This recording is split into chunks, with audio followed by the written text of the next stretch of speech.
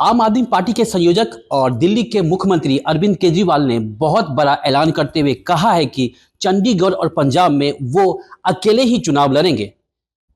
इसको लेके हम ज़्यादा जानकारी के लिए हम बात करते हैं। कांग्रेस के राज्यसभा सांसद राजमणि पटेल जी हमारे साथ मौजूद हैं।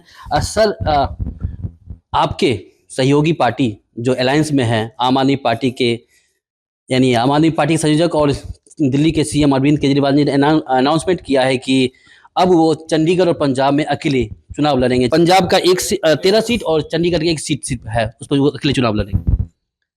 नहीं तो इसमें परेशानी की क्या बात है? कौन सी ऐसी बात है और किसको परेशान करने वाली बात है? राजनीति में के क्षेत्र में हर चीज़ें का अपना अपना लक्ष्य होता है, अपना अपना समय होता है।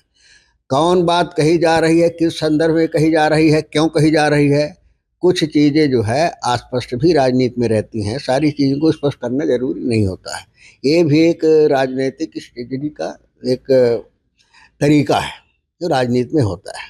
इंडिया गठबंधन हुआ है, इंडिया गठबंधन मजबूत है, मजबूती के साथ लड़ेगा, उसमें किसी तरह का भेदभाव नहीं है।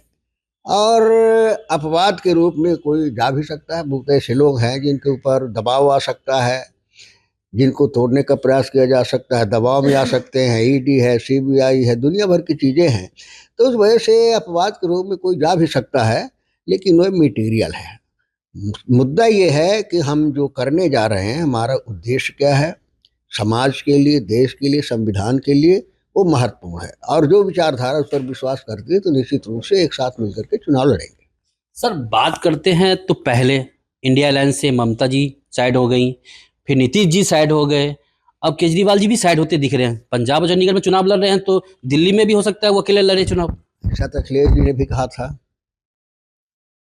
अखिलेश ने भी कहा था। हर महीने लगे अखिलेश कह रहे हैं कि नहीं होगा, नहीं होगा। तो ये एक स्ट्रेटजी है जिसके आधार पर ये बातें सब चर्चाएं की जा रही हैं।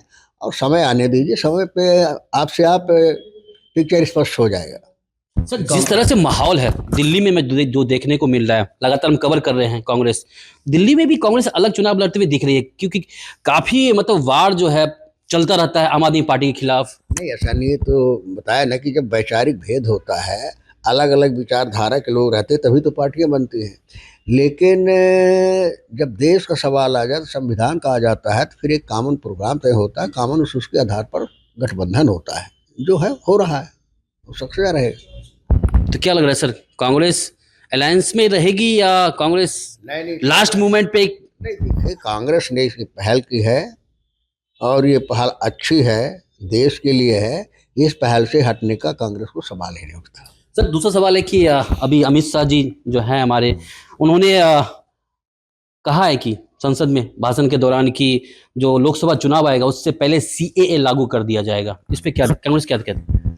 नहीं तो इसी तरह से कर सकते हैं लागू, जैसे महिला आरक्षण भी लागू कर दिया है। उन्होंने कहा ना कि हम आरक्षण लागू करेंगे, लागू कर दिया, घोषणा कर दिया सदन में। लेकिन वो लागू कब होगा? लागू होगा 10 साल के बाद, 15 साल के बाद, कोई भरोसा नहीं है।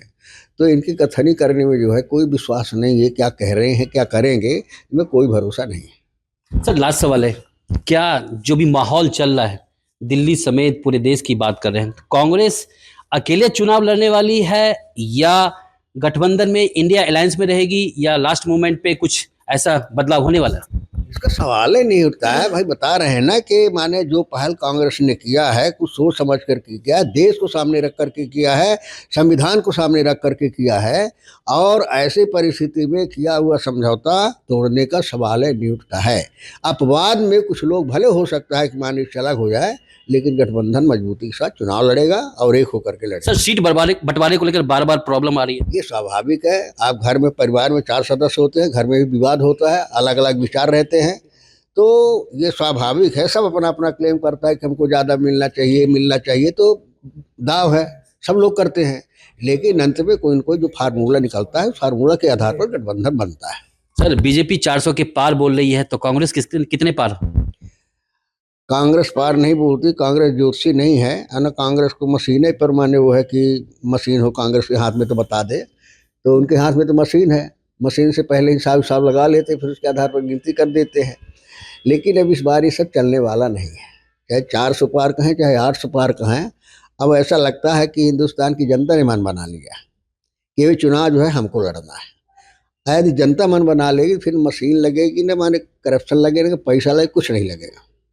बहुत बहुत शुक्रिया हमसे बात करने के लिए। तो ये हमारे साथ मौजूद थे कांग्रेस के राज्यसभा सांसद राजमणि पटेल जी, जिन्होंने साफ तौर पे कहा है ख्याली पुलाव अच्छा है 400 के पार।